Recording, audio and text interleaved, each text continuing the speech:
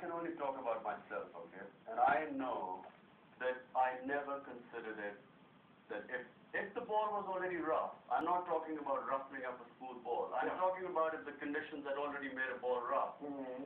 If occasionally you scratch the ball, I never thought it any more of a crime. In fact, much less of a crime than lifting the seam, which is specifically mentioned in the law. Yeah.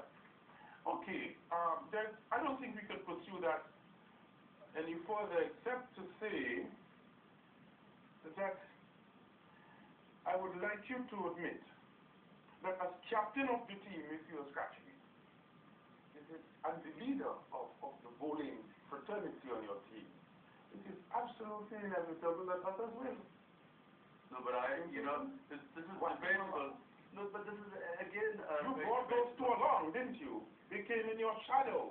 But let me explain another thing to you, that in our country, a club bowler knows how to reverse swing the ball. You don't have to reach the test standard, you don't have to get there. And do they know how to scratch it?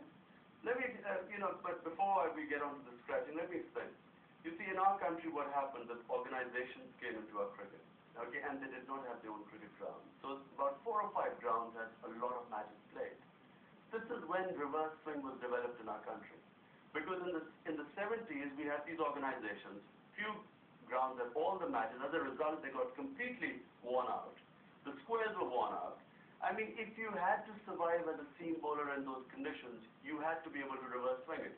The final question is this, and everybody's asking it, and I feel very embarrassed to ask it, but I must put it to you. If you hadn't lifted a seam or scratched a ball, do you think you would have gotten as many wickets? Yes.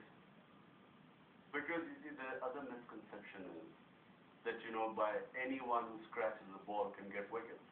I mean, I used to bowl for Sussex. The whole Sussex team knew I could reverse swing. When the ball used to be old enough, I mean, my captain would just call me and say, listen, what do you think, this will swing? And I would swing it. Now, the same, I would swing from one side, and there was Garth Leroux, Sussex, at the time, South African fast bowler, Jeff Arnold, there was Ian Gregg.